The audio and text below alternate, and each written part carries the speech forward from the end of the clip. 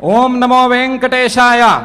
ప్రశ్న బీజ వారక పండితాలి సేవిత గోవింద గోవింద. తత్వజ్ఞానాయ సన్యాసం సన్యాసాయ సుయోగకం సుయోగాయ సుకర్మాణి దిశతే శ్రీమతే నమః. తత్వజ్ఞానాన్ని సంపాదించుకోవటం కోసం మానవులకు సన్యాసం, సర్వసంగ పరిత్యాగ రూపమైనటువంటి సన్యాసాన్ని ఉపదేశం చేస్తున్నాడు శ్రీ భగవానుడు. ఆ సన్యాసం, సర్వసంగ పరిత్యాగం సిద్ధించాలంటే దానికి తగ్గట్టుగా సుయోగాన్ని అలవాటు చేసుకోవాలని కూడా చెప్తున్నాడు. సమతాభావపూర్వకంగా ప్రతి కర్మాచరణను చేసుకునేటువంటి అలవాటు చేసుకోవాలని చెప్తున్నాడు. ఆ సమతాభావపూర్వకమైనటువంటి సత్కర్మాచరణ రూపమైన సుయోగం కోసం అసలు సత్కర్మలను చేయటం ప్రారంభించాలి అని ఉపదేశం చేస్తున్నాడు. అటువంటి ఉపదేశం చేసి మనలను కర్మ మార్గం నుండి క్రమంగా జ్ఞాన మార్గం వైపుకు తీసుకువెళుతూ తత్వజ్ఞానాన్ని సంపాదించి పెడుతూ మనకు శాశ్వతమైన ఆనందానికి దగ్గర చేసేటువంటి శ్రీమంతుడిని, ముఖంలో ఉపదేశ కళ చాలా చక్కగా ఉట్టిపడుతున్న వాడిని, ముఖంలో మోక్షలక్ష్మీకాంతను పట్టుకున్నటువంటి శోభను ఉట్టిపడుతున్న వాడిని మనసారా నమస్కరించుకుంటూ అటువంటి శ్రీకృష్ణ పరమాత్మకు సాష్టాంగ ప్రణామ పురస్సరంగా ఈరోజు ప్రార్థనలను సమర్పించుకుంటూ మనము శ్రీకృష్ణ పరమాత్మ అనుగ్రహించినటువంటి శ్రీమద్ భగవద్గీతా గ్రంథం యొక్క అధ్యయన కార్యక్రమార్థమై ఇక్కడ సమావేశమై ఉన్నాం. అందరము ముందుగా ఆచార్యులు వారు చెప్పగా ప్రార్థనా శ్లోకాలను చదువుకుని సంకల్పవాక్యాలను పఠించుకుని ఈ కార్యక్రమానికి సత్సంకల్పం చేసుకుందాం. ఓం నమో వెంకటేశాయ. శ్రీ గురు ప్రార్థన. గురుర్బ్రహ్మా గురుర్విష్ణుః గురుర్దేవో మహేశ్వరః గురుః సాక్షాత్ పరం బ్రహ్మ తస్మై శ్రీ గురవే నమః. శ్రీనివాస ప్రార్థనా. సానుస్థాపిత తార్క్ష్యాయ తార్క్ష్యాచల నివాసినే మాయాగూఢ విమానాయ గరుడ స్కంధవాసినే అథ సంకల్పః శ్రీమత్ ఆదివరాహ క్షేత్రే విరాజమానస్య అఖిలాండకోటి బ్రహ్మాండ నాయకస్య శ్రీ పద్మావతీ జానేః భగవతః శ్రీ వెంకటేశ్వర స్వామినః దివ్య సన్నిధౌ భగవతః శ్రీకృష్ణ పరమాత్మనః అనుగ్రహేణ అస్మాకం సర్వేషాం శారీరస్య మానసస్య చ బలస్య సిద్ధ్యర్థం సమస్తానాం అసాధ్య వ్యాధీనాం నివారణార్థం సర్వయజ్ఞ ఫలప్రాప్త్యర్థం సర్వాసాం సంపదాం ప్రాప్త్యర్థం విద్యార్థినాం బుద్ధిశక్తి బుద్ధిద్వారా పరీక్షాసు ఉత్తీర్ణత సిద్ధ్యర్థం అధికారిణాం స్వవిధి నిర్వహణ కౌశల సిద్ధ్యర్థం సమస్త పాపక్షయార్థం శ్రీ పరమేశ్వర ప్రీత్యర్థం యథాశక్తి శ్రీమత్ భగవద్గీతాయాః పంచమాధ్యాయ పంచమాధ్యాయాంతర్గత పంచమాధ్యాయాంతర్గత శ్లోకపారాయణం కరిష్యామహే శ్రీగీతా ప్రార్థనా శ్రీగీతా ప్రార్థనా సర్వోపనిషదో గావో దోగ్ధా గోపాలనందనః సర్వోపనిషదో గావో దోగ్ధా గోపాలనందనః పార్థో వత్సః సుధీర్భోక్తా దుగ్ధం గీతామృతం మహత్ పార్థో వత్సః సుధీర్భోక్తా దుగ్ధం గీతామృతం మహత్ శ్రీకృష్ణ ప్రార్థనా శ్రీకృష్ణ ప్రార్థనా గోపికానాం కుచద్వంద్వ కుంకుమాంకిత వక్షసం గోపికానాం కుచద్వంద్వ కుంకుమాంకిత వక్షసం శ్రీనికేతం మహేశ్వాసం కృష్ణం వందే జగద్గురుం శ్రీనికేతం మహేశ్వాసం కృష్ణం వందే జగద్గురుం శ్రీవేదవ్యాస ప్రార్థనా శ్రీవేదవ్యాస ప్రార్థనా కృష్ణద్వైపాయనం వ్యాసం సర్వలోకహితే రతం కృష్ణద్వైపాయనం వ్యాసం సర్వలోకహితే రతం వేదాబ్జ భాస్కరం వందే శమాదినిలయం మునిం వేదాబ్జ భాస్కరం వందే సమాధి నిలయం మునిం. శ్రీ గురుభ్యో నమః. ఒక వ్యవసాయదారుడైనటువంటి తండ్రి ఒకరోజు పొలానికి వెళుతున్నాడు. పొలానికి వెళుతున్నప్పుడు చిన్న పిల్లవాడు, ఆయన పిల్లవాడు నేను కూడా వస్తాను, నేను కూడా మన పొలంలో వ్యవసాయం ఎలా జరుగుతోందో చూస్తాను అని అడిగాడు. తండ్రి రమ్మన్నాడు. పిల్లవాడు జాగ్రత్తగా తండ్రి చేయి పట్టుకుని పొలం దగ్గరకు వెళ్ళాడు. పొలం దగ్గరకు వెళ్ళినప్పుడు ఆ తండ్రి ఒకసారి పొలం అంతటినీ చూపించాడు. నాన్న, ఇది మన పొలం, ఈ పొలంలో వరి పండుతుంది, ఆ పండిన వరినే మనం బియ్యంగా తింటాము అని చెప్పాడు. మనం తినటానికి ఈ పొలమే ఆధారం అని చెప్పాడు. ఎట్లా కుదురుతుంది నాన్న అని అడిగాడు పిల్లవాడు. అంటే రా, నీకు ఏ విధంగా ఈ వ్యవసాయం సాగుతుంది, ఈ పొలంలో ఏ విధంగా ధాన్యం పండి నీకు బియ్యం చేతికి వస్తుంది అనే సంగతి చూపిస్తాను అని ఈ మొత్తం పొలాన్ని 2-3 విభాగాలు చేసుకోవాలి నాన్న. మొదటి విభాగం నార్లు పోసేటువంటి విభాగం, నారులు తయారు చేసేటువంటి విభాగం. ఇక్కడ నీళ్లు బాగా పట్టి బాగా అంతకుముందే భూమిని బాగా దున్ని ఇందులో గింజలు వేస్తారు నాన్న. ఇందులోంచి మొలకలు వస్తాయి. ఈ మొలకలు వచ్చిన వాటిని తీసి రెండవ విభాగంలో నాటుతాం నాన్న. నాటిన తర్వాత అది కొన్ని రోజులకి పెరుగుతుంది. మొదటి విభాగం నుండి రెండవ విభాగానికి మారుతుంది ఆ మొక్క లేదా ఆ నారు. ఆ నాట్లు పూర్తయిన తర్వాత దానికి నిర్దిష్టమైనటువంటి కాలంలో నీళ్లు పడతాం నాన్న. నీళ్లు పట్టిన తర్వాత అది పెరుగుతుంది, క్రమంగా పెరుగుతుంది. ఆ కాలం కూడా సరి అయిన కాలం చూసి నాట్లు వేసుకుంటాము. ఇష్టం వచ్చినట్టు ఎప్పుడు పడితే ఎప్పుడు వేసుకోవడానికి వీల్లేదు.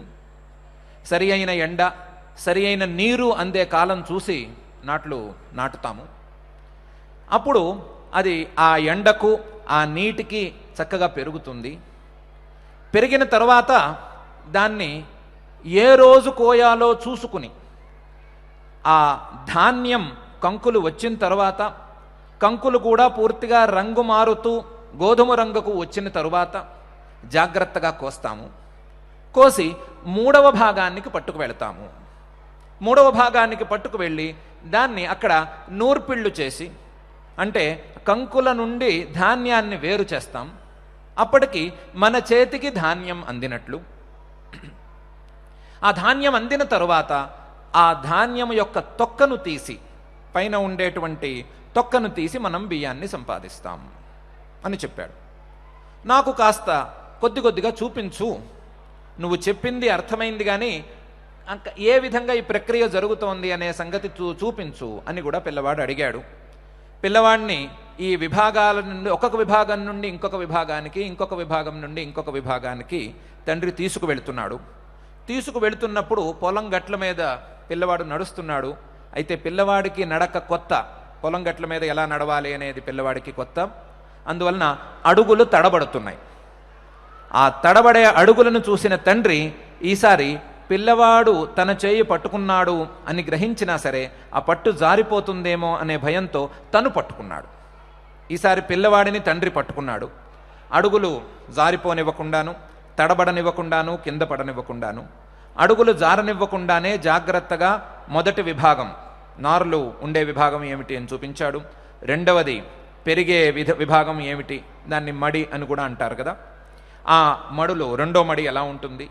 మూడవది దిమ్మిసి చేసినటువంటి భూమి, ఆ భూమిలో ఏ విధంగా నూర్పిళ్ళు అవి చేస్తారు అనే సంగతి చూపించాడు. నూర్పిళ్ళు చేసిన తర్వాత వెంటనే ధాన్యం రాదు నాన్న, నూర్పిడి చేసిన తర్వాత వీటిని తూర్పారబట్టాలి. తూర్పారబట్టడం అంటే గాల్లోకి ఆ ధాన్యం విడిచిపెట్టాలి. విడిచిపెడితే అక్కరలేనటువంటి వస్తువులన్నీ పక్కకు వెళ్ళిపోతాయి గాలికి. మనకు కావలసిన బరువైన ధాన్యం మాత్రమే కిందకు దిగుతుంది.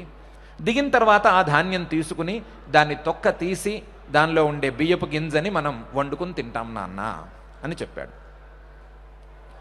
ఈ ఉదాహరణలో తండ్రిని పిల్లవాడు ఒక మాట అడిగాడు, నాన్న 3 విభాగాలు ఎందుకు? ఒకటే విభాగంలో అన్నీ చేయొచ్చు. మొదటి నారు పోసిన దాంట్లోనే ఉంచేయచ్చు. అక్కడే ఉంచేస్తే పుట్టిన ఆ నారు అలాగే పెరిగిపోతుంది, అక్కడే ధాన్యం వచ్చేస్తుంది. రెండో విభాగం దాకా మార్చటం ఎందుకు? ఒక చోట నారు పోయటం ఎందుకు, మళ్ళీ ఇంకో చోట నాటుకోవటం ఎందుకు, పీకి ఇంకోసారి పెట్టడం ఎందుకు? పోనీ పీకి ఒక చోట పెడితే పెట్టారు, పెట్టిన దాన్ని రంగు మారేంత వరకు మనం ఆగటం ఎందుకు? ఆకుపచ్చగా ఉండగానే ధాన్యం ఎందుకు కోసుకోకూడదు? ఆకుపచ్చగానే ఉండగా ధాన్యం కోసుకుంటే లోపల బియ్యం గింజ తొందరగా వచ్చేస్తుంది కదా మన చేతికి, ఆగటం ఎందుకు అని రకరకాల ప్రశ్నలు వేశాడు. పిల్లలకు సహజంగా ఉండేటువంటి జిజ్ఞాసతో ప్రశ్నలు వేశాడు. అప్పుడు తండ్రి, నాన్న, నారు పోయటం అనే ప్రక్రియ వేరు. నారు పోయటంలో కేవలం మొలకలు రావటం కోసం దగ్గరగా పోసేస్తాము. మొలకలు రావటమే చాలు, మొలకలు వస్తే చాలు. అక్కడే అదే విధంగా గనక పెరిగితే సరిగ్గా దానికి పెరుగుదల ఉండదు. దానికి నిర్దిష్టమైన రీతిలో ఇంతంత దూరంలో ఆయా నాట్లను సరిగ్గా వేసుకుంటేనే పంట వస్తుంది. పంట చేతికి వచ్చింది కదా, ఆకుపచ్చగా ఉంది కదా అని కోసేసుకోకూడదు. పచ్చగా ఉన్న ప్రతిదీ మనకి పనికిరాదు. దానికి పరిపాకానికి ఒక కాలం కావాలి. ఆ కాలం వచ్చిన తరువాతే ఈ పని చేయాలి. కాలం రాకుండా తొందరపడితే మాత్రం మనకు అందేది ధాన్యం కాదు, వేరే ఏదో అందుతుంది. మనకి చేతికొచ్చేది బియ్యం కింద పనికిరాదు. అందులో లోపల గింజ గట్టిపడదు, లేదా ఇంకొకటేదో కష్టం వస్తుంది, నిలవ ఉండదు, ఎన్నో కష్టాలున్నాయి. సరి అయిన కాలం చూసే దాన్ని మనం కోసుకోవాలి, సరి అయిన కాలం చూసే నూర్పిళ్ళకి పంపించుకోవాలి అని యథాశక్తిగా తండ్రి పిల్లవాడికి సమాధానాలు చెప్పాడు. ఈ ఉదాహరణలో తండ్రి ఎవరు అనంటే తండ్రి సాక్షాత్తు పరమాత్మ. పిల్లవాడు ఎవడు? పిల్లవాడెవరు అంటే పిల్లలం మనమే, మనలో ప్రతి ఒక్కరూ. మనం గనక ఆ పరమాత్మ చేయి పట్టుకుని నువ్వు నడిచిన దారిలో నడుస్తాను అని మాట ఇచ్చి, నువ్వు చెప్పిన దారిలో నేను కూడా ఉంటాను అనే ప్రతిజ్ఞ చేసి, నీ వ్యవసాయ మార్గంలో, నీ సద్వ్యవసాయ మార్గంలో నేను కూడా ఉంటాను అనే మాట ఇచ్చి గనక మొదటి అడుగులు వేసే మాట అయితే, ఆ పరమాత్మ మనల్ని తీసుకువెళ్ళి మన పంట పండే విధానాన్ని చక్కగా ఉపదేశం చేస్తాడు. ఆ మన పంట పండే విధానం ఏమిటి అంటే, మొదలు సద్బీజాలు, సత్సంకల్ప బీజాలను మొలకలుగా చేసుకోవటం, ఆ మొలకలు కర్మరూపాలుగా ఉండటం, కర్మరూపాలుగా ఉండేటువంటి మొలకల విభాగం నుండి, ఆ నారు విభాగం నుండి ఆ కర్మలను తీసి ఇంకొక చోట నాటుకోవటం. అంటే ఫలాపేక్ష లేని, ఏమాత్రం రాగద్వేషాలకు అవకాశం లేని, సమతాభావపూర్వకమైనటువంటి సత్కర్మాచరణ చేసేట్లుగా మనస్సులో నాటుకోవటం. నాటుకున్నటువంటి ఆ పైరు చక్కగా పెరిగిన తరువాత, ఏపుగా పెరిగిన తరువాత, కంకులు వచ్చిన తరువాత, సరి అయిన కాలంలో పరిపాకం సరిగ్గా వచ్చిన తరువాత, ఆ పాకానికి వచ్చినటువంటి పంటను, ఆ కర్మను జాగ్రత్తగా బయటికి తీయటం. తీసిన తర్వాత ఆ పంటను అంటే ఆ ధాన్యాన్ని విడిచేసి వేరు చేసి అంటే సర్వసంగ పరిత్యాగం చేసి సర్వసంగ పరిత్యాగం ద్వారా ఇతర జ్ఞానాభ్యాసాదుల ద్వారా శ్రవణ మనన నిధిధ్యాసనాదుల ద్వారా ఇతర విషయాలన్నిటినీ ఇతర వస్తువులన్నీ తూర్పారబట్టి బయటికి తోసేయటం, తోసిన తరువాత నేనెవరు పరమాత్మతత్వం ఏమిటి, నేనెవరు నా యొక్క స్వరూపం ఏమిటి అనే విషయాన్ని జాగ్రత్తగా ఆ వడ్ల గింజ మీద ఉండేటువంటి ఊకను తీసినట్టు తీసేసి ఆ లోపల ఉండేటువంటి బియ్యపు గింజ లాంటి ఆత్మతత్వాన్ని తెలుసుకోవటం అనే విధానాన్ని క్రమంగా ఉపదేశం చేస్తాడు. ఈ ఉపదేశం చేయటంలో మనం పిల్లలాగా ఏ విధమైన ప్రశ్నలను వేసినా ఎందుకు సత్కర్మాచరణ చేయాలి, లేకపోతే సత్కర్మాచరణను సమతాభావపూర్వకంగానే ఎందుకు చేయాలి, సమతాభావపూర్వకంగా సత్కర్మాచరణ చేసేస్తున్నప్పుడు మధ్యలో ఎందుకు వదులుకోకూడదు, కాలానికి లేదా పరిపాకానికి మనం ఎందుకు సమయం ఇవ్వాలి, సమయం ఇవ్వకుండా సర్వసంగ పరిత్యాగం ఏ రోజు మనస్సుకు తోచితే ఆ రోజు ఎందుకు చేసేసుకోకూడదు, అన్నీ వదిలిపెట్టుకుని ఇల్లు విదిలి ఎందుకు పారిపోకూడదు, ఇలాంటి ప్రశ్నలన్నీ వేస్తే పరమాత్మ ఓపిగ్గా ఇవే సమాధానాలు చెప్తాడు. ఆ వ్యవసాయదారుడైనటువంటి తండ్రి ఏ సమాధానాలు చెప్పాడో అదే సమాధానాలను చెప్తాడు. ఏమని చెప్తాడు? నువ్వు సరి అయిన రీతిలో నీ కర్మాచరణ చేసుకోపోయినట్లయితే ఒక పైరుకి మరొక పైరుకి సంబంధం లేకుండా పైరు నాటుకునేట్లుగా ఫలానికి ఈ కర్మలకు సంబంధం లేనట్లుగా నువ్వు కనుక సత్కర్మాచరణ చేసుకోకపోయినట్లయితే నీ పైరు ఏపుగా పెరగదు. ఏపుగా పెరగకపోయినట్లయితే దానికి ఆ కంకులు రావు. కంకులు వచ్చిన తర్వాత ఇష్టం వచ్చినట్టు కోసుకునేట్లయితే, లేదా ఎప్పుడు పడితే అప్పుడు నువ్వు ఇల్లు వదిలి పారిపోతాను, నా కర్మలను నా బాధ్యతలను నా కర్తవ్యాలను అన్నిటినీ విస్మరించి పారిపోతాను అనేట్లయితే నీకు పరిపాకం రాదు. పరిపాకానికి రాని సత్కర్మాచరణ కానీ పరిపాకానికి రాని బుద్ధికి కానీ జ్ఞానము అందదు. బియ్యపు గింజ అందదు, ఉన్న గింజ నిలవ ఉండదు. తత్వజ్ఞానం ఒకవేళ క్షణమాత్రం కలిగినా అది స్థిరంగా ఉండదు. కాబట్టి దానికి పరిపాకం కోసం ఎదురు చూడవలసిందే. ఆ పరిపాకం వచ్చినప్పుడు జాగ్రత్తగా దాన్ని కోసుకోవలసిందే. ఆ పరిపాకం వచ్చినప్పుడే సర్వసంగ పరిత్యాగం లేదా వాస్తవమైనటువంటి వివిధిషా సన్యాసం అనేది సిద్ధించవలసిందే. సిద్ధించిన తరువాతే పై వ్యవహారం. ఏ విభాగానికి ఆ విభాగం, నారు విభాగం, పైరు నాటే విభాగం, ఆ నూర్పిళ్ళు చేసే విభాగం అని ఏ విభాగానికి ఆ విభాగం ఉండవలసిందే. ఏ విభాగానికి ఇంకొక విభాగంతో సంబంధం లేదా సాంకర్యం ఉండరాదు అని పరమాత్మ మనకు ఉపదేశం చేస్తూనే ఉన్నాడు. ఆ ఉపదేశాన్ని దృష్టిలో ఉంచుకునే ఈరోజు ప్రత్యేకించి పరమాత్మ ఇలా అంటున్నాడు, సాంఖ్యయోగౌ పృథగ్బాలాః ప్రవదంతి న పండితాః ఏకమప్యాస్థిత సమ్యక్ ఉభయోర్విందతే ఫలం అని. ఓ అర్జున, జనాలు సాంఖ్య మార్గం అని ఒక మార్గం ఉందని, యోగ మార్గం అని ఒక మార్గం ఉందని వింటూ ఉంటారు. అది నా ఉపదేశ వాక్యాల ద్వారానే వింటారు.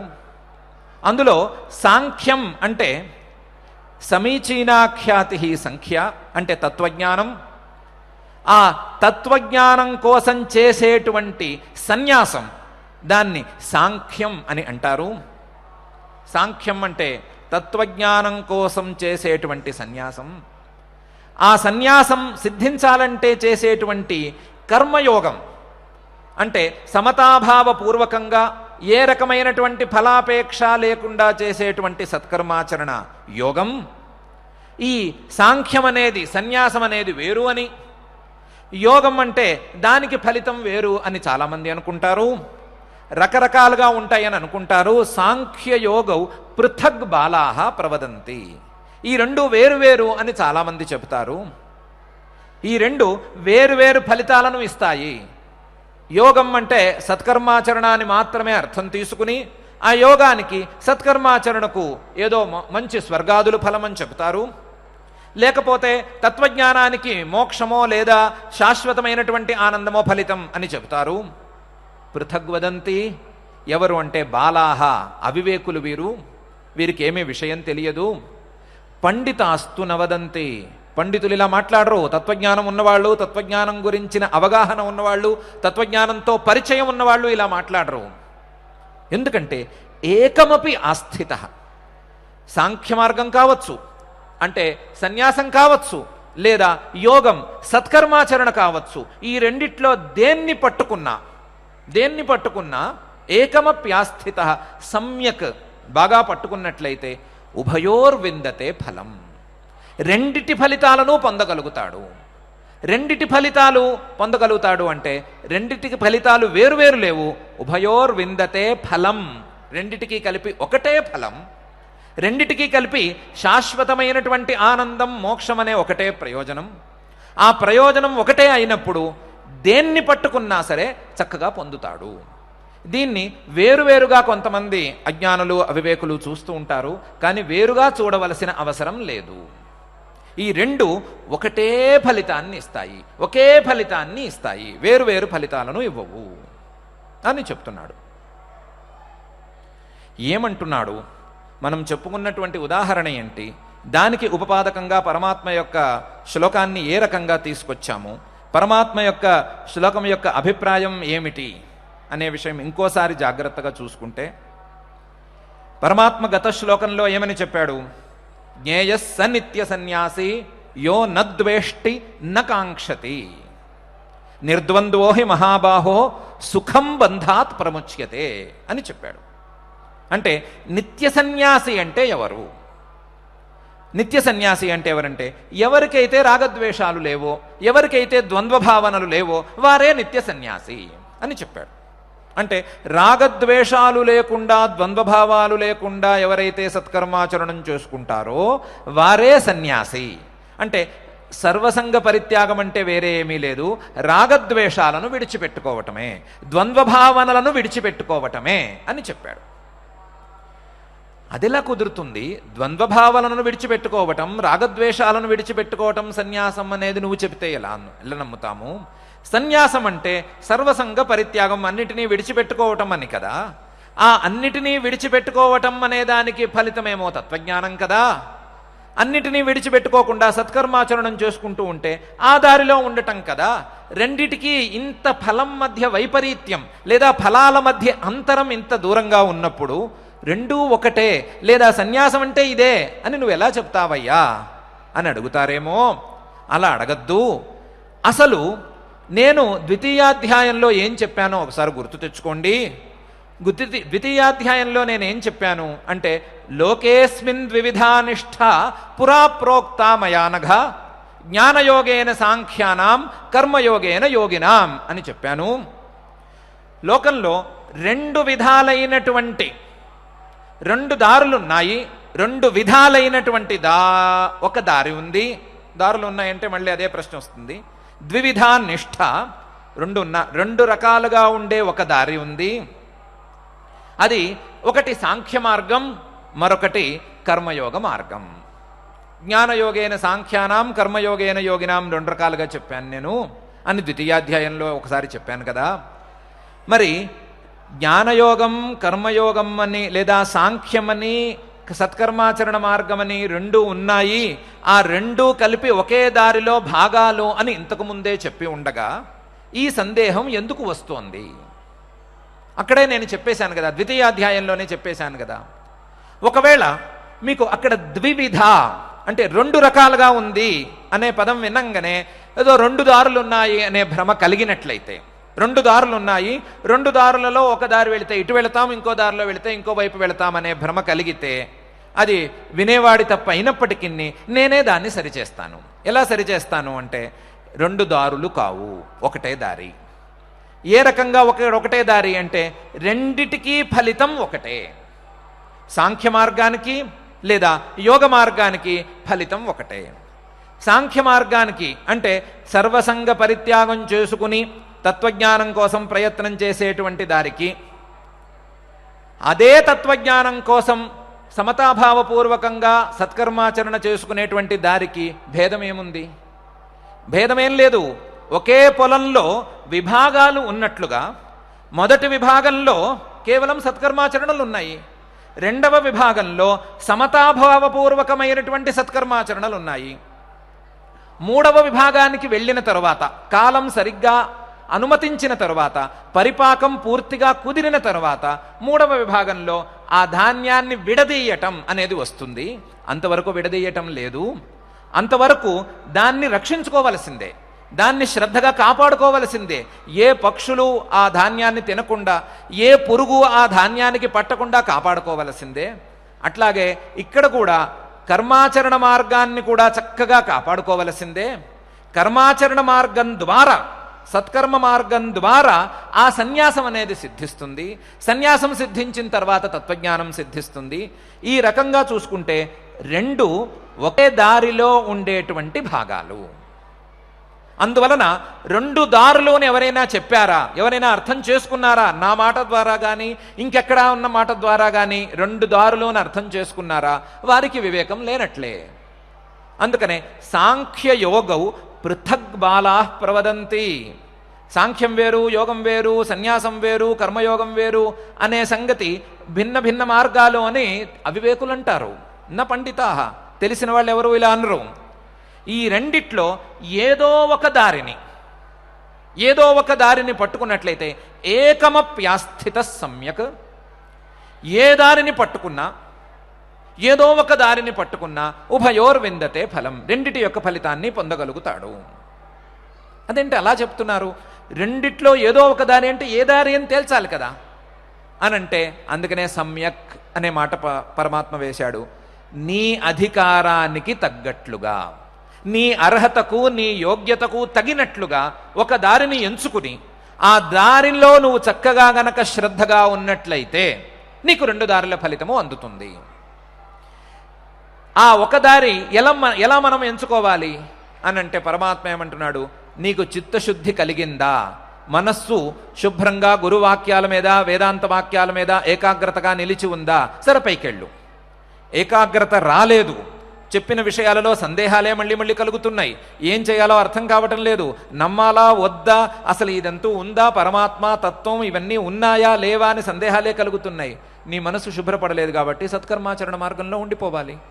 సత్కర్మాచరణ మార్గంలో ఉండి మనస్సును శుద్ధి చేసుకున్న తరువాత తేల్చుకోవాలి. కాబట్టి ఏకమప్యాస్థిత సమ్యక్ నీ అర్హతకు, నీ యోగ్యతకు తగ్గట్టుగా ఒక దారిని ఎంచుకోవలసిందే. ఆ దారిని ఎంచుకుని అందులో గనక ఉన్నట్లయితే ఉభయోర్విందతే ఫలం, క్రమంగా పైకి ఎగరవలసిందే. క్రమంగా పైకి ఎగిరి పై సాధనాన్ని అందుకుని ఆ పైకి ఎగరవలసిందే. ఫలితం మాత్రం తప్పకుండా వస్తుంది. కానీ ఏకమప్యాస్థిత సమ్యక్, ఏదో ఒకదాన్ని గట్టిగా పట్టుకోవాలి. అది పట్టుకున్నది మన యోగ్యతకు తగ్గినట్టుగా ఉండాలి.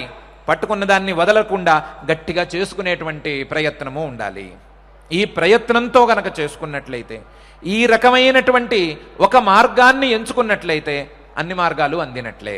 ఎందుకంటే అన్ని మార్గాలు లేవు, ఉన్నది ఒకటే మార్గం. ఏకమప్యాస్థిత సమ్యక్ ఉభయోర్విందతే ఫలం, రెండిటి యొక్క ఫలితాన్ని, అంటే రెండు విభాగాల ఫలము ఒకటే అయినందువలన ఒకటే ఫలితాన్ని పొందగలుగుతాడు అని పరమాత్మ స్పష్టంగా ఈ శ్లోకంలో చెప్తున్నాడు. మరి రెండు విభాగాలు అంటున్నారు, ఫలితం మాత్రం ఒకటే అంటున్నారు. ఫలితం ఒకటే ఎలా అవుతుంది? ఫలితం ఒకటే అయినంత మాత్రాన రెండు విభాగాలు, రెండు దారులు అయిపోవాలి కదా. ఒకటే అని మళ్ళీ ఒకటే దారి అని ఎలా చెప్తున్నారు? అంతా మాకు సందేహాస్పదంగా ఉంది అని ఎవరైనా అంటారేమో అని పరమాత్మే పై శ్లోకంలో ఇలా అంటున్నాడు. యత్ సాంఖ్యై ప్రాప్యతే స్థానం తద్యోగైరపి గమ్యతే, ఏకం సాంఖ్యంచ యోగంచ యః పశ్యతి సపశ్యతి అని. సాంఖ్యై అంటే తత్వజ్ఞానం మీద తీవ్రమైన శ్రద్ధ కలిగి, తత్వజ్ఞానం మీద తీవ్రమైన అభినివేశం కలిగి ఉన్నవారు, వారు సన్యాసం తీసేసుకుని నాకు ఇంకేం అక్కర్లేదు, నాకు తత్వజ్ఞానం మీద ప్రయత్నం చేసే అవకాశం తప్ప మరొకటి అక్కరలేదు అని అన్నీ విడిచిపెట్టుకుని, ఏ రకంగా విడిచిపెట్టుకుని అని పరమాత్మే పైన చెప్పబోతున్నాడు.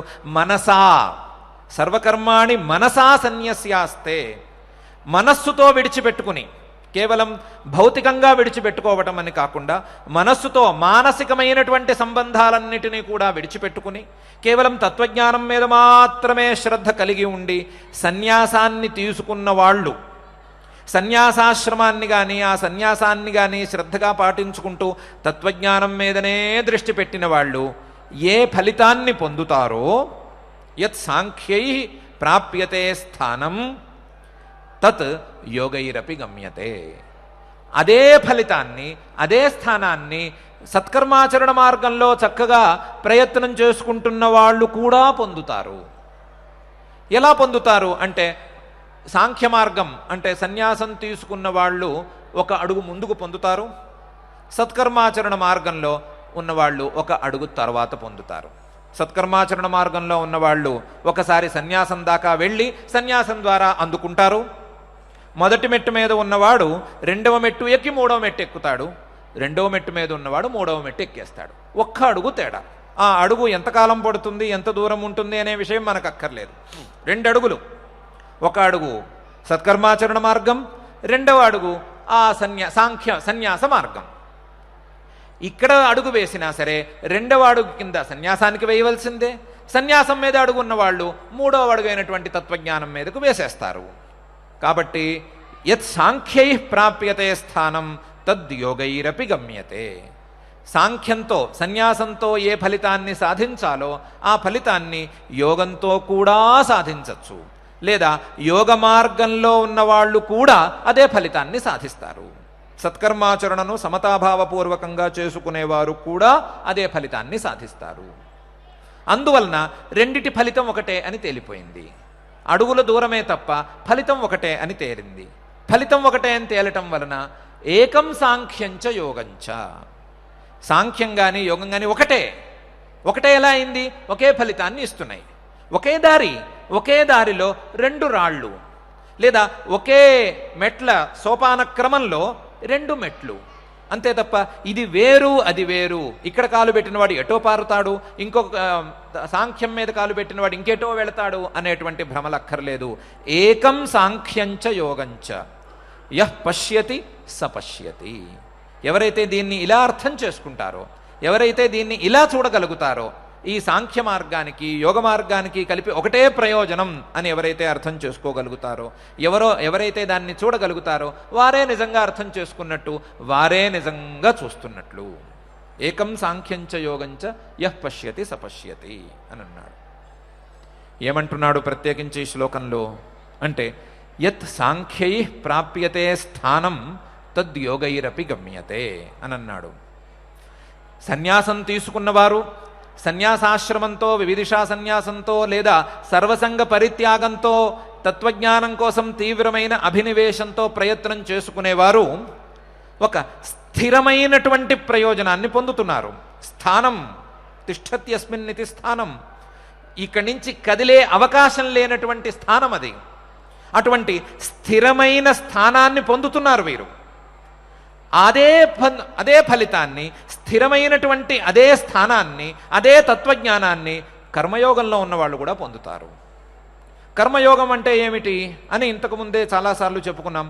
కర్మయోగం అంటే సమతాభావపూర్వకంగా, కర్తృత్వ అభిమానం లేకుండా భగవదర్పణ బుద్ధితో సత్కర్మలను చేసుకోవటం. భగవంతుడికి ఫలితాలన్నీ సమర్పించేసుకుని కేవలం భగవదిచ్ఛతో మాత్రమే నేను ఈ పని చేస్తున్నాను, లేదా భగవంతుడి యొక్క అభిప్రాయాన్ని అనుసరించుకుంటున్నాను, లేదా భగవంతుడి యొక్క ఆజ్ఞను పాటిస్తున్నాను అనే దృష్టితో, నేను కర్తను కాను అనే అభిప్రాయంతో ఎవరైతే సత్కర్మాచరణం చేసుకుంటారో వాళ్ళకి కూడా ఇదే అందుతుంది. ఏమందుతుంది అంటే, ఆ సన్యాసులు ఏ ప్రయోజనాన్ని పొందబోతున్నారో ఆ ప్రయోజనం సన్యాసం ద్వారా అందుతుంది. అదేంటి ఇప్పటికిప్పుడు అందాలి కదా, అందదు, అలా వెంటనే అందదు. ఇప్పటికిప్పుడు ధాన్యం కోస్తే ఏమవుతుంది అంటే ఫలితం రాదు.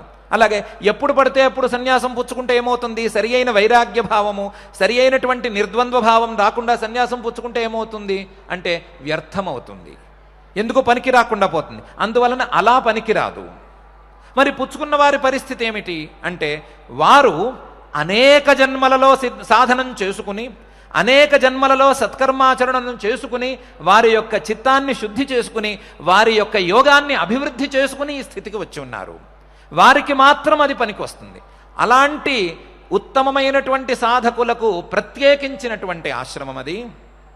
వారికి ప్రత్యేకించిన ఆశ్రమంలో, యోగ్యత ఉన్న ఆశ్రమంలో వారు ఉండాలి. ఇతరులు అందుకు దారి తీసుకునే ప్రయత్నం చేసుకోవాలి. ఆ సన్యాసం కానీ ఆ సర్వసంగ పరిత్యాగం కానీ సిద్ధించుకునే ప్రయత్నం, సాధించుకునే ప్రయత్నం చేసుకోవాలి. అందువలన యత్ సాంఖ్యై ప్రాప్యతే స్థానం తద్యోగైరపి గమ్యతే. ఇద్దరికీ ఒకటే ప్రయోజనం, ఒక అడుగు తేడాతో. ఆ స్థిరమైన తత్వజ్ఞానంలో ఉండేటువంటి నిష్ఠ ఇద్దరికీ అందుతుంది, క్రమంగా అందుతుంది. అందువలన ఏకం సాంఖ్యంచ యోగంచ యః పశ్యతి సపశ్యతి. ఆ సాంఖ్యాన్ని యోగాన్ని ఒకే దారిలో భాగాలుగా ఎవరైతే అర్థం చేసుకోగలుగుతారో, ఆ అర్థం చేసుకోవటం వలన వారు ఆ ప్రయత్నాన్ని చేయగలుగుతారో వారికే నిజమైన అభిప్రాయం ఉన్నట్టు, వాక్యం నిజంగా అర్థమైనట్లు. లేదా వాక్యం సరిగ్గా అర్థం కానట్లు, వారు సరిగ్గా చూడలేకపోతున్నట్టు, వారి యొక్క విజనరీ పవర్ సరిగ్గా లేనట్లు. యః పశ్యతి సపశ్యతి, వాళ్ళ విజన్ సరిగ్గా లేదు. మరైతే ఈ సత్కర్మాచరణను భగవదర్పణ బుద్ధితో చేశామండి. సత్కర్మాచరణను భగవదర్పణ బుద్ధితో చేసేస్తే మీరంటున్నటువంటి మోక్షం మాకు కలుగుతుందా, కలిగిపోతుందా, సందేహం లేకుండా కలుగుతుందా అని ఎవరైనా ప్రశ్న వేయొచ్చు. దానికి ఒక సాలెవాడి ఉదాహరణ ఉంది. సాలెవాడు అంటే తెలుసు కదా, బట్టలు నేసేటువంటి నేతగాడు. అతను తన పని తను చేసుకుంటూ ఉండేవాడు, బట్టలు నేసుకుంటూ ఉండేవాడు. బట్టలు నేసుకుని న్యాయంగా ఆ బట్టలను బజారుకు తీసుకువెళ్ళి బజారులో అమ్ముకోవటానికి ప్రయత్నం చేసేవాడు. ఎవరైనా అయ్యా దీని వెల ఎంత అని అడిగితే, దీని వెల ఎంత అని అడిగితే ఆ సాలెవాడు ఇలా చెప్పేవాట సమాధానం, అయ్యా భగవదిచ్ఛతో ఈ నూలు ఖరీదు 10 రూపాయలు, భగవదిచ్ఛతో ఆ నూలుని సరిగ్గా తీసుకొచ్చి మగ్గం మీద పెట్టి బాగు చేయడానికి అయ్యే ఖర్చు ఇంత, భగవదిచ్ఛతో దాన్ని నేసి గంజి పెట్టి మడత పెట్టి బజారుకు తీసుకురావడానికి అయ్యేటువంటి ఖర్చు ఇంత, భగవదిచ్ఛతో నా లాభం ఇంత, మొత్తం కలిపి దీని ఖరీదు ఇంత అని చెప్తూ ఉండేవాడు. జనాలు కూడా దాన్ని విని అతని లాజిక్కి, అతని యొక్క భగవదిచ్ఛ మీద ఉండేటువంటి శ్రద్ధను చూసి బేరాలు ఆడకుండా కొంటూ ఉండేవారు. ఒకరోజు ఇతను చెట్టు కింద కూర్చునున్నాడు. ఆ దారిలో ఒక దోపిడీ దొంగల ముఠా వెళుతోంది. వాళ్ళు ఎక్కడో ఒక బ్యాంకుకో మరొక దానికో కన్నం వేసి దోచుకునేటువంటి ప్రయత్నం మీద వెళుతున్నారు. వెళుతూ వెళుతూ దోచుకోవటం ఎవరెవరు ఏం చెయ్యాలి అని తేలింది, ఎవరి యొక్క క్రియలు ఏమిటి అని తేలినయి. కానీ దోచిన తర్వాత, మూట కట్టిన తర్వాత దాన్ని నెత్తిన పెట్టుకుని మోసేవాడు ఎవడు అని వాళ్ళకి తేలలేదు.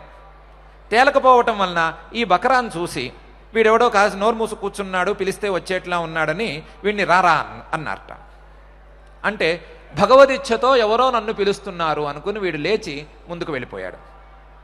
వాళ్ళతో పాటు వెళ్ళాడు. వాళ్ళు దోపిడీ దొంగలా కాదా ఇలాంటివేం అభిప్రాయాలు అతనికి లేవు. వాళ్ళు దోపిడీ చేస్తున్నారు, ఓహో ఇది భగవదిచ్ఛ కావచ్చు అని అనుకుంటున్నాడు ఇతను. మొత్తం దోపిడీ చేసిన తర్వాత మూట కట్టారు. మూట కట్టి నెత్తి మీద పెట్టుకుని మోసుకు రా అన్నారు.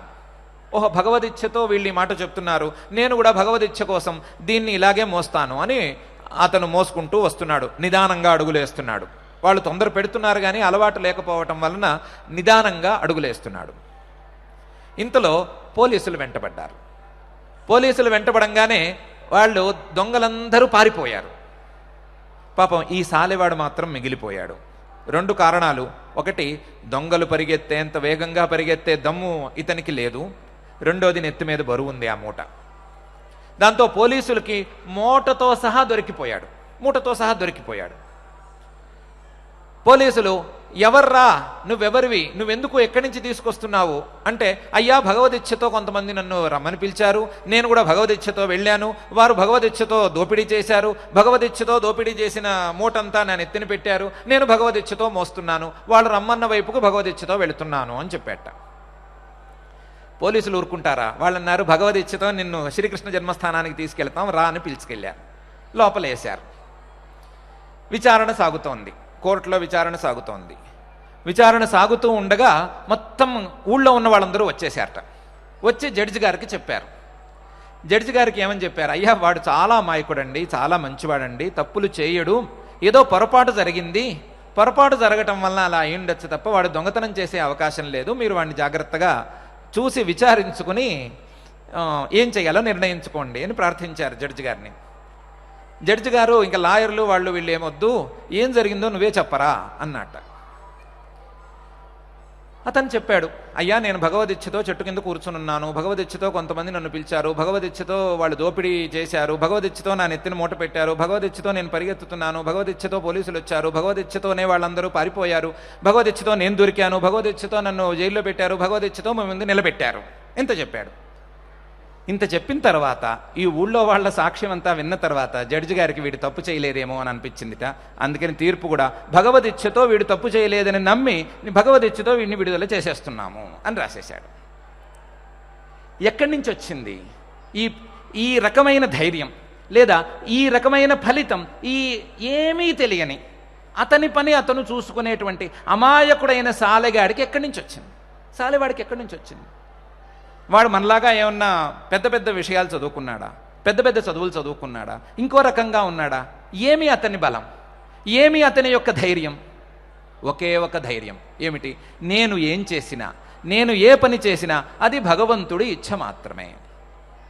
ఆ ఇచ్ఛ మాత్రమే అని అనుకునేవాడికి ఏ రకమైన ఆపద రావటం లేదు, ఏ రకమైన తప్పు అతను చేయడానికి అవకాశం కూడా అందటం లేదు. తప్పు చేయటం లేదు. తప్పు చేశాడని ఎవడైనా అందుతున్నా సరే వెంటనే విడిచిపెట్టేస్తున్నారు. అది దేని బలం అంటే చేసే ప్రతి పని, మనం వేసే ప్రతి అడుగు భగవదిచ్ఛతోనే వేస్తున్నాము, మనం చేసే ప్రతి పని భగవదిచ్ఛతోనే చేస్తున్నాము, భగవంతుడికి సమర్పణం చేసుకుంటూ చేస్తున్నాము. ఇందులో మన కర్తృత్వం లేదు, లేదా ఇందులో మనం పొందవలసిన ఫలం ఏమీ లేదు అనేటువంటి అభిప్రాయమే వీటన్నిటికీ మూలం. కాబట్టి అటువంటి సత్కర్మాచరణం చేసుకుంటే, అటువంటి భగవత్ సమర్పణ పూర్వకంగా చేసేటువంటి కర్మయోగాన్ని సాధించుకోగలిగితే ఈ సాలెవాడు విడుదలైనట్లు ప్రతి జీవుడు సంసారం నుంచి విడుదలవుతాడు. ప్రతి జీవుడికి నెత్తి మీద ఇంత బరువు ఉంది. ఎంత బరువు ఉంది? జన్మ జన్మల నుంచి మనం దోపిడీ చేసి తెచ్చుకున్నటువంటి పుణ్యపాపాలు అనేటువంటి బరువు ఉంది. ఆ బరువుని చూసినటువంటి ఆ పైన ఫలితాలను ఇచ్చేవాడు నిర్ణయిస్తున్నాడు ప్రతిరోజు, ఈ దొంగతనం చేసినందుకు, ఇందులో బంగారం దొంగతనం చేసినందుకు ఈ శిక్ష, ఇందులో వెండి దొంగతనం చేసినందుకు ఇంకో శిక్ష, లేదా తెలియకుండా చేసినందుకు ఈ శిక్ష, తెలిసిన చేసినందుకు ఈ శిక్ష అని రకరకాల శిక్షలు రాయబోతున్నాడు జడ్జి. కానీ నాకేం సంబంధం లేదు, నేను కేవలం మూటను మాత్రమే మోస్తున్నాను, అది కూడా భగవదిచ్ఛతో మాత్రమే మోస్తున్నాను అని అనుకునేవాడికి, నమ్మేవాడికి, చెప్పేవాడికి, ఆచరించేవాడికి ఏ రకమైన శిక్ష అందటం లేదు, ఏ రకమైన శిక్ష అంటటం లేదు. కాబట్టి ఆ విషయాన్ని దృష్టిలో ఉంచుకుని కేవలం భగవదర్పణ బుద్ధితో నేను కర్తను కాను అనేటువంటి నిశ్చయంతో సత్కర్మాచరణం చేసుకున్నట్లయితే అది నిజమైన సర్వసంగ పరిత్యాగం వైపుకు దారితీస్తుంది. నిజమైన సర్వసంగ పరిత్యాగం నిజమైన తత్వజ్ఞానం వైపుగా తీసుకువెళుతుంది. నిజమైన తత్వజ్ఞానం స్థిరంగా సిద్ధించినప్పుడు జీవుడికి శాశ్వతమైనటువంటి ఆనందం పరిపూర్ణంగా వస్తుంది అని పరమాత్మ ఈ 2 శ్లోకాలలోనూ చాలా స్పష్టంగా ఉదాహరిస్తున్నాడు. 2 శ్లోకాలలోనూ వేరు వేరు దారులు కావు, ఒకటే దారి. అది తత్వజ్ఞానం కోసం చేసే ప్రయత్నం అనేటువంటి ఒకటే దారి. ఆ దారిని ఒకటిగానే తెలుసుకుని ఆ దారిలో ఉండేటువంటి మలుపులను అర్థం చేసుకుని ఏ మలుపులో మనం ఉన్నాము, ఏ అడుగులో మనం ఉన్నాము అనే విషయాన్ని అర్థం చేసుకుని దానికి తగ్గట్టుగా అందరూ ప్రవర్తించవలసింది అని పరమాత్మ స్పష్టమైన ఉపదేశం చేస్తున్నాడు. మనం కూడా ఆ ఉపదేశాన్ని ఎంతో కొంత గ్రహించుకుంటూ పరమాత్మ చెప్పినటువంటి ఆ సత్కర్మాచరణ మార్గంలో మనం అడుగులు వేయటానికి సన్నద్ధం కావాలి. ఆ సన్నద్ధతతో ఆ అడుగులు వేసేటువంటి ప్రయత్నాన్ని సఫలం చేయమని పరమాత్మను ప్రార్థించుకుంటూ ఆ అఖిలాండకోటి బ్రహ్మాండ నాయకుడిని మనసారా నమస్కరించుకుంటూ మనం ఈరోజు వ్యాఖ్యానాన్ని పూర్తి చేసుకుని పారాయణ కార్యక్రమాన్ని ప్రారంభించుకుందాం. అథ శ్రీమద్భగవద్గీతాసు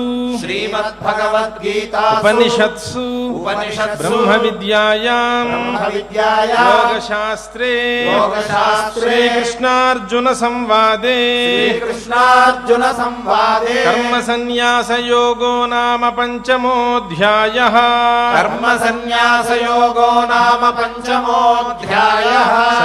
సన్యాసం కర్మణాం కృష్ణ సన్యాసం కర్మణాం కృష్ణ పునర్యోగం చ శంససి పునర్యోగం చ శంససి యచ్ఛ్రేయ ఏతయోరేకం యచ్ఛ్రేయ ఏతయోరేకం తన్మే బ్రూహి సునిశ్చితం తన్మే బ్రూహి సునిశ్చితం శ్రీభగవానువాచ శ్రీభగవానువాచ సన్యాసః కర్మయోగశ్చ సన్యాసః కర్మయోగశ్చ నిశ్రేయసకరావుభౌ నిశ్రేయసకరావుభౌ తయోస్తు కర్మ సన్యాసాత్ తయోస్తు కర్మ సన్యాసాత్ కర్మయోగో విశిష్యతే కర్మయోగో విశిష్యతే జ్ఞేయః స నిత్య సన్యాసీ జ్ఞేయః స నిత్య సన్యాసీ యో న ద్వేష్టి న కాంక్షతి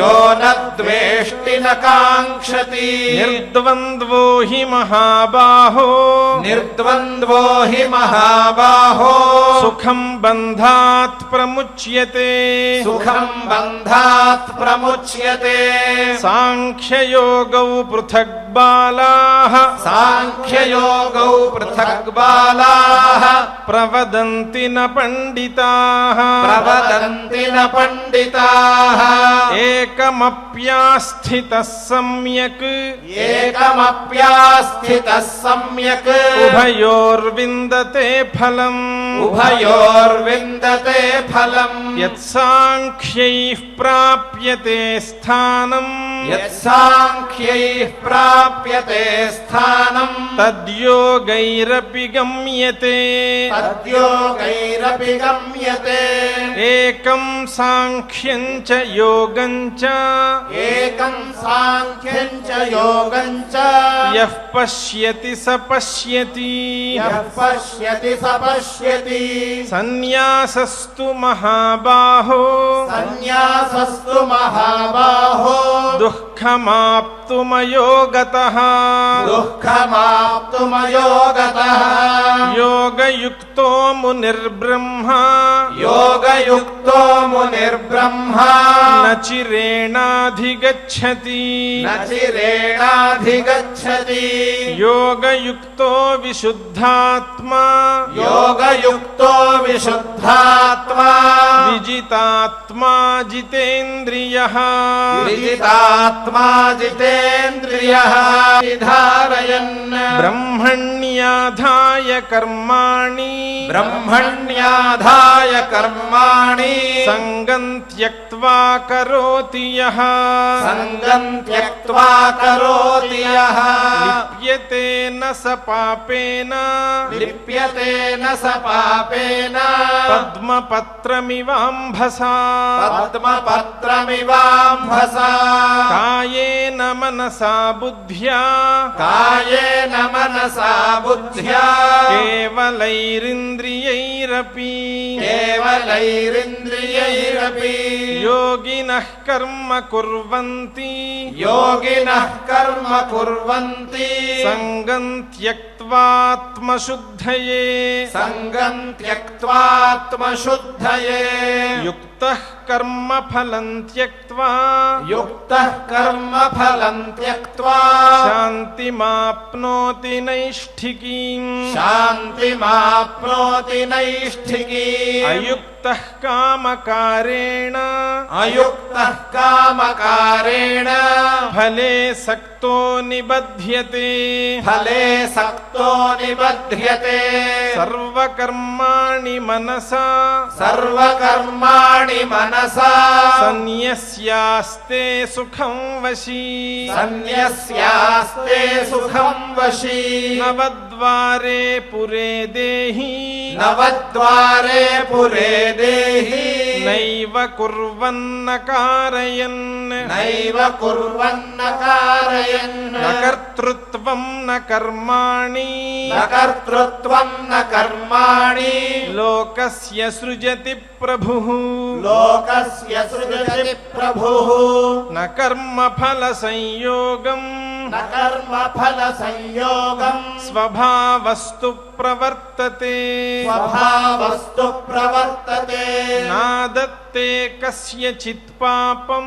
నాదత్తే కస్యచిత్ పాపం న చైవ సుకృతం విభుః న చైవ సుకృతం విభుః అజ్ఞానేనావృతం జ్ఞానం అజ్ఞానేనావృతం జ్ఞానం తేన ముహ్యంతి జంతవః తేన ముహ్యంతి జంతవః జ్ఞానేన తు తదజ్ఞానం జ్ఞానేన తు తదజ్ఞానం యేషాం నాశితమాత్మనః తేషాం నాశితమాత్మనః తేషామాదిత్యవద్జ్ఞానం తేషామాదిత్యవజ్ఞానం ప్రకాశయతి తత్పరం ప్రకాశయతి తత్పరం తద్బుద్ధయస్తదాత్మానః తద్బుద్ధయస్తదాత్మానః తన్నిష్ఠాస్తత్పరాయణాః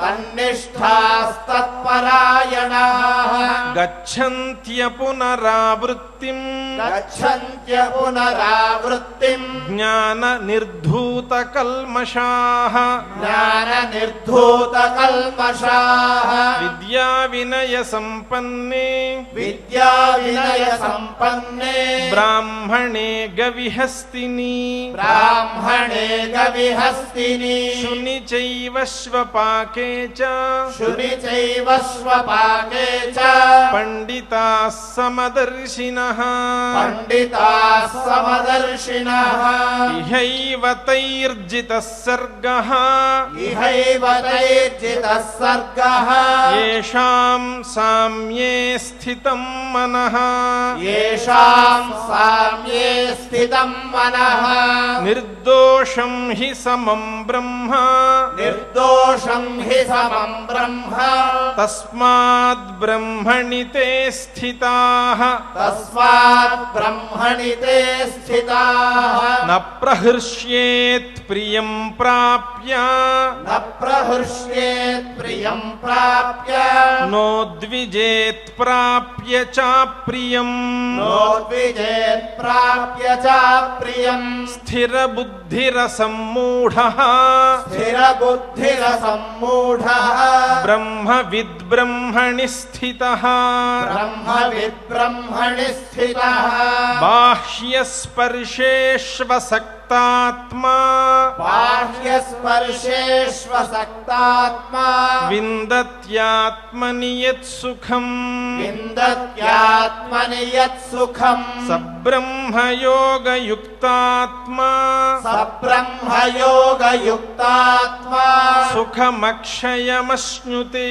సుఖమక్షయమశ్నుతే ఏ హి సంస్పర్శజా భోగాః ఏ హి సంస్పర్శజా భోగాః దుఃఖయోనయ ఏవ తే దుఃఖయోనయ ఏవ తే ఆద్యంతవంతః కౌంతేయ ఆద్యంతవంతః కౌంతేయ న తేషు రమతే బుధః న తేషు రమతే బుధః శక్నోతి హైవ యః సోఢుం శక్నోతి హైవ యః సోఢుం ప్రాక్శరీర విమోక్షణాత్ ప్రాక్శరీర విమోక్షణాత్ కామక్రోధోద్భవం వేగం కామక్రోధోద్భవం వేగం సయుక్తః స సుఖీ నరః సయుక్తః స సుఖీ నరః యోऽन्तः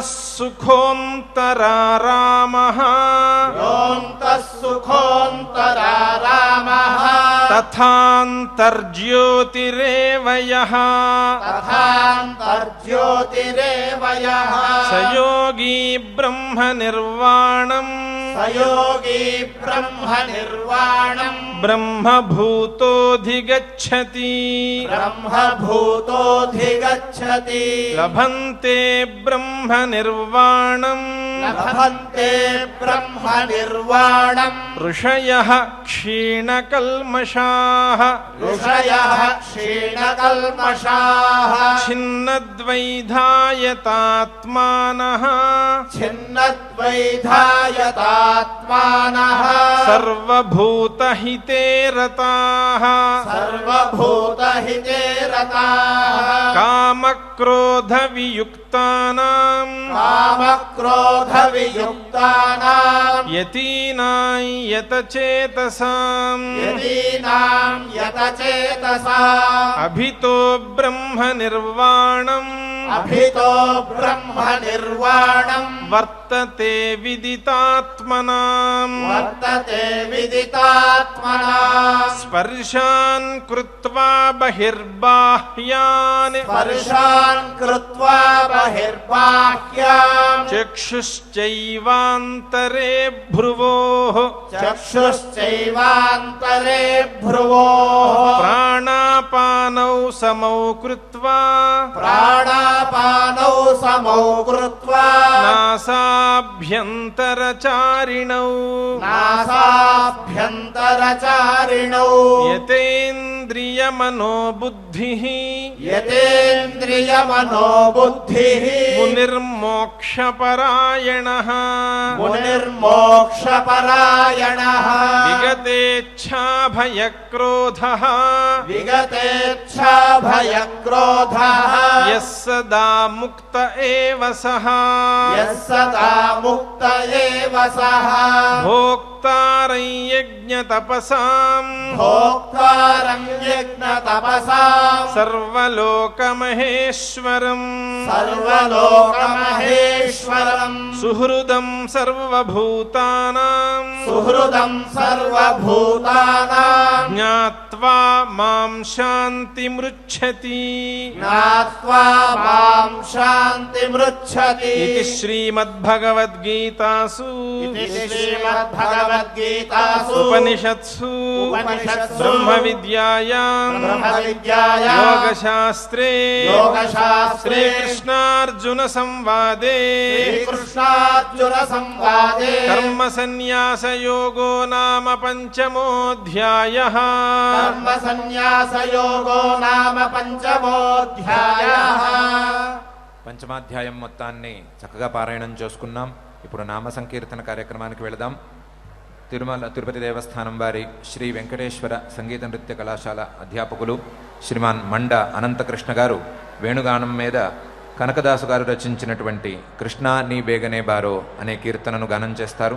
వారికి తిరుపతి ఎం సుధాకర్ గారు మృదంగం మీద సహకారం చేస్తారు.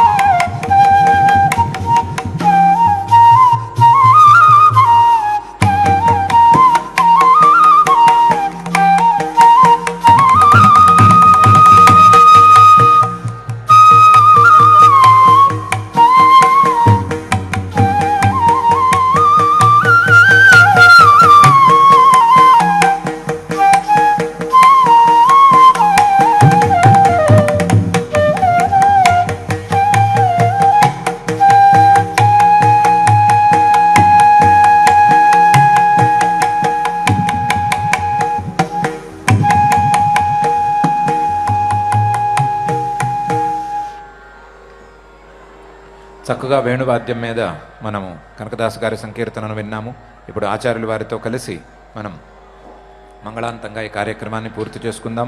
మంగళ శ్లోకాలను పఠించుకుందాం. యత్ర యోగేశ్వరః కృష్ణో యత్ర పార్థో ధనుర్ధరః తత్ర శ్రీర్విజయో భూతిర్ధ్రువా నీతిర్మతిర్మమ అథ క్షమా ప్రార్థనా యదక్షరపదభ్రష్టం మాత్రాహీనం చ యద్భవేత్ తత్సర్వం క్షమ్యతాం దేవనారాయణ నమోస్తుతే. అథ భగవత్సమర్పణం కాయేన వాచా మనసేంద్రియైర్వా బుద్ధ్యాత్మనా వా ప్రకృతే స్వభావాత్ కరోమి యద్యత్ సకలం పరస్మై నారాయణాయేతి సమర్పయామి.